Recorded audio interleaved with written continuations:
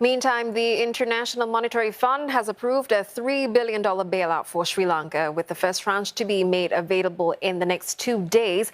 It marks a crucial step for the bankrupt nation to stabilize its economy and begin restructuring its debt. Now, the program will enable Sri Lanka to access up to $7 billion in overall funding, starting with a disbursement of more than $300 million. The bailout comes with strings attached. IMF Managing Director Kristalina Georgieva said Sri Lanka must stick with its controversial tax reforms, manage government expenditure, and do away with energy subsidies.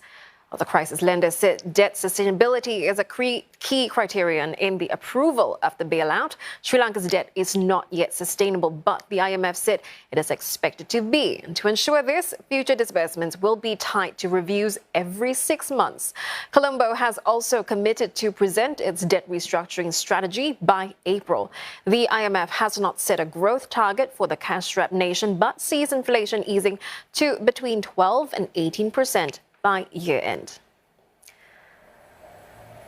Well, Sri Lankan President Ranil Wickremesinghe's office said the country is no longer deemed bankrupt, and he adds the program would help improve the country's standing in international markets. Sri Lanka defaulted on its foreign debt for the first time last April. It plunged into its worst economic crisis since independence. The IMF estimates that Sri Lanka will have about $56 billion in external debt, or about 75% of its GDP this year. And Krishna Srinivasan, Director of the International Monetary Fund's Asia and Pacific Department, joins us now. Mr. Srinivasan, thank you for joining us. Sri Lanka's economy went into a tailspin last year, and the island fell into default for the first time in its history. How much will the IMF's rescue package help?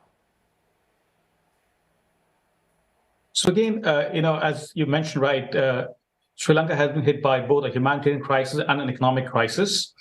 Now, this crisis reflects a confluence of 3 factors: pre-existing vulnerabilities, serious policy missteps, and shocks, external shocks. Now, the economy has contracted quite sharply. We expect contraction of about 8% in 2022, 3% this year.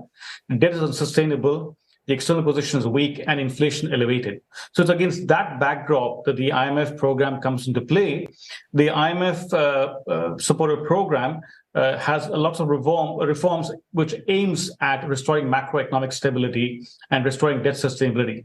So without the IMF fund financing, economic adjustment would be extremely difficult and disruptive. So it's in that context we should see the merits of the IMF program, which aims to address both macro stability and debt sustainability, as well as mitigating the impact of the crisis on the poor and vulnerable, safeguarding financial stability, and strengthening governance and growth potential through structural reform. So it's a whole package which aims to address this crisis in a comprehensive way.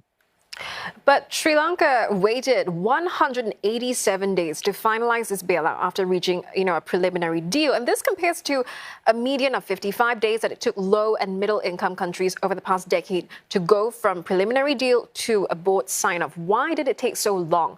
And how much of this delay was due to political factors? So again, one has to put these numbers in context. In the case of the Sri Lanka program, you know that debt is unsustainable, right? So debt at 128% of GDP at end 2021 is deemed unsustainable. So for the IMF to go ahead with the program, debt has to be made sustainable on a forward-looking basis. Now, in the case of Sri Lanka, debt restructuring, restoring debt sustainability has been complicated by the fact that the debt structure is a lot more fragmented compared to other countries you talked about in the numbers you quoted. So you have private creditors, you have official creditors, and within the official creditors, you have both Paris Club creditors and non-Paris Club creditors like China and India. So bringing everybody on board in terms of providing financing assurances that would allow us to go ahead with the board approval of program, that's taken a long time. And that's partly because you have new players, relatively new players like China and India, and it's taken some time to get insurances on all of them. So that explains why, you mentioned the delay, and that's part of the reason why it's taken a long time to go from the start agreement, which was reached on September 1, to the board approval, which was yesterday. Yes, and so, then what are the dangers of relying too much on one major creditor, in this case, as we saw, China? So again, I wouldn't say it's one major creditor. Like I said, the creditor base is kind of diverse here. You have private creditors to Sri Lanka, you have multilateral creditors, and you have official bilateral creditors, which includes China, India, and Japan, and other creditors. So it's not one creditor, which, as you mentioned, it's a diverse creditor base. And that's partly the reason why it's taken us a longer time than one would have expected from going from the staff level agreement, which we reached on September 1, and board approval yesterday. And Mr. Srinivasan, there are some who say that an IMF bailout is not really the solution to Sri Lanka's problems. In fact, a guest that we had early on today had studied over 100 countries found that those which have refused to take IMF bailouts have actually done better. Why? So again, I mean, it's that's a very surprising, finding which you quoted here, because without the IMF financing, right? What does the IMF financing do? It also helps catalyze financing other creditors, like you mentioned in your data there. All put together, Sri Lanka is expecting about 7 billion from the IMF, the World Bank, and other institutional creditors like the ADB. So without the fund financing, the adjustment, as I mentioned, would have been extremely disruptive and abrupt. And that's something which the country cannot afford. Now, again, going back into the merits of the program, this is a program which aims to address both macro stability, restoring debt sustainability, and longer-term reforms which would help improve the country's growth potential. So I think this is a comprehensive program, and the country would be well served. Again, the point here is implementation is key. Like there are a number of reforms as part of this program, but without good implementation, you won't have the results. So when you compare programs which have succeeded and those which have not succeeded, the programs which have succeeded have been because there's been strong leadership, there's been strong buy-in and ownership, and most importantly, implementation has been key. So if those three things come together, we don't see why this program will not be successful in restoring macro stability, restoring debt sustainability, and putting the country back on the path of prosperity. Well, the IMF bailout is still seen as, paving the way for support then from the World Bank and the Asian Development Bank, as well as, to help Sri Lanka kickstart those major reforms, as you pointed out. It is desperate for revenue and has to raise taxes. But, of course, trade unions, they are against those high income taxes imposed as a precondition for this bailout.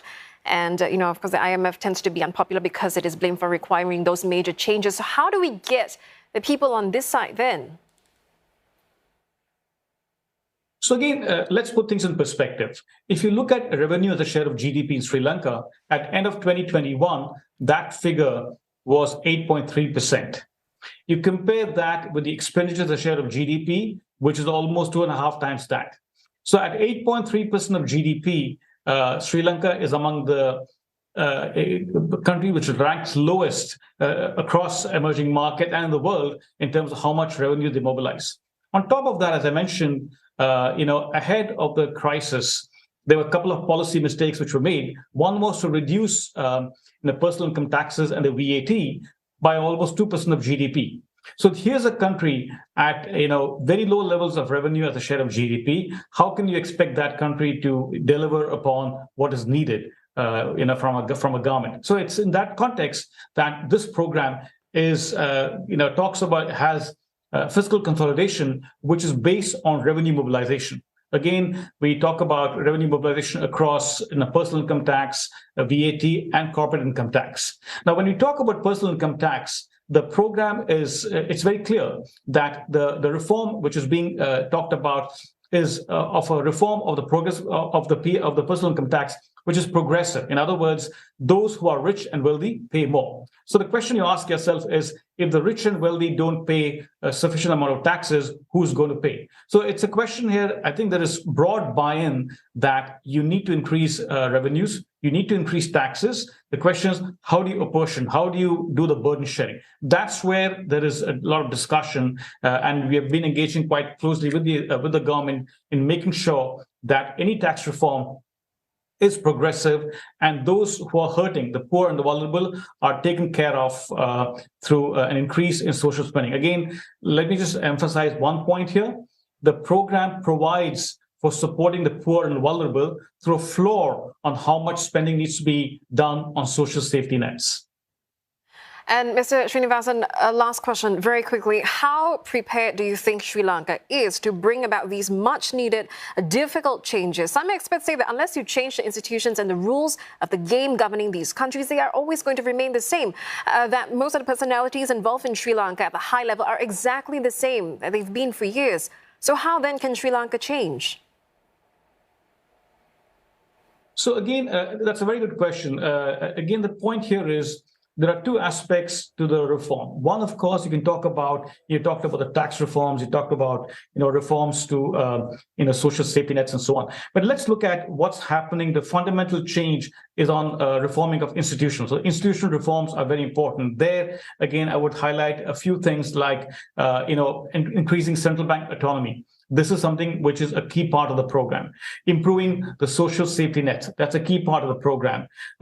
Improving the governance and addressing corruption. These are all institutional reforms which are extremely important as in this reform package. So to the extent that a country embarks not just on fiscal reforms or tax reforms, so on, but also institutional reforms, it's a big step forward. And so I think that's what differentiates this program from the previous programs, which may have placed lesser attention on these fundamental institutional reforms, which is heart and center of this program. And so that's where we feel it's a game changer if they can implement these reforms the way it's been planned in this reform package.